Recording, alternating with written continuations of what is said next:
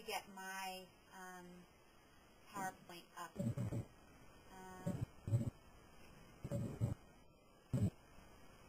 You're on your desktop now, yes. Okay, great. Okay, so... yeah, Dory, all you have to do is bring it up from the bottom. Oh, yeah, you got it. Great. From the beginning? Okay, great. Okay.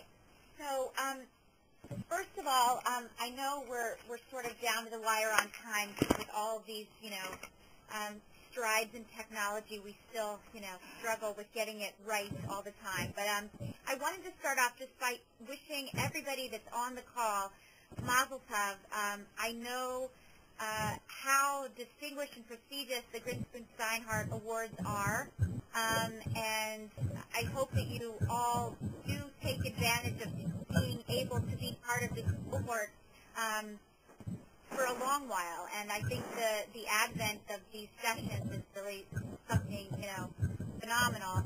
I just wanted to add that in addition to having been a day school educator, I also was a congregational school educator for many years while in college and during graduate school and beyond.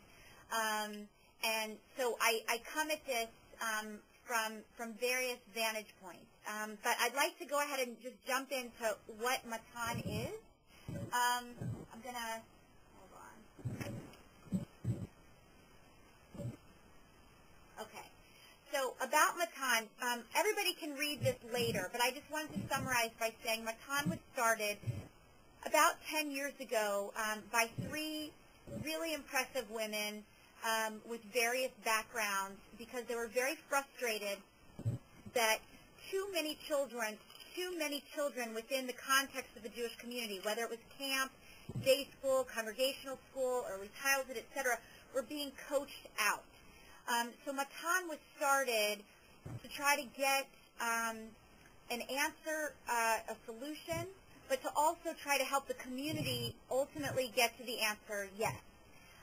We have mostly worked in congregational school settings and also JCCs, primarily in the JCCs in self-contained classes, and in congregational schools there have been some self-contained classes, but by nature of what a Hebrew school is, a congregational school is, many times the situations for children with special needs is inclusion, and what we're brought in to do is help the teacher learn about special needs so he or she can best support the students that have all kinds of issues, ranging from spectrum disorder, autism spectrum disorder issues, to ADHD, mental health disorders such as bipolar disorder, and various learning disabilities and processing issues.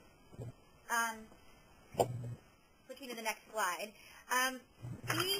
From looking at statistics within the general community and extrapolating from how many children, school-age children we know of, that it's almost 1 million in the United States who are Jewish, we estimate or guesstimate to the best of our ability that at least 170,000 school-age Jewish children right now at this time in history are grappling with some sort of disability. And I'm going to click to the next screen because what I did was I organized it by, I know the Grinspoon Steinhardt Award winners fall into three main categories. One is early childhood, one is congregational schools, and one is day schools. So without going into each slide, because each person can do that on his or her own time, I wanted to just say, in general, that I'm sure you already know this. I'm going to be preaching to the choir, so to speak, but early childhood programs are so incredibly vital in terms of viewing, witnessing, observing, documenting, and then conveying to administrators, to parents, and ultimately, to SEITs or evaluators, what types of behavior people are witnessing that may be a cause for concern. A lot of the things listed here in isolation are not cause for concern. I had a kindergarten child who literally fell off his chair about every 15 minutes. And, he's going to college next year. He's already in. So it is possible for some kids to just have Spilkus, and they have Spilkus, and sometimes they grow out of it. There are occasions, however, of course, when you see multiple issues, converging at one time, when you see a child who, for instance, just cannot transition or does not transition well, a child who's struggling to make eye contact, a child who's clearly struggling with a language delay and therefore is, let's say, acting out or is physical with his or her peers.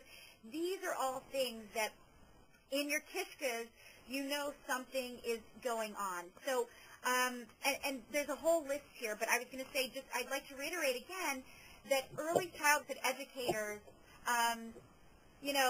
are usually the real eyes and ears for parents, and then ultimately, to help support the students as best as possible. So moving along, what I would say about congregational schools, and I can speak from personal experience with this, and also with what a lot of our staff sees within the context of Matan, is that unfortunately Hebrew school, Sunday school, congregational school, complementary school, supplementary school, whatever you want to call it, unfortunately is not only a very, very, very small fraction of where students spend their time. So you're not necessarily going to be told what these kids might be struggling with.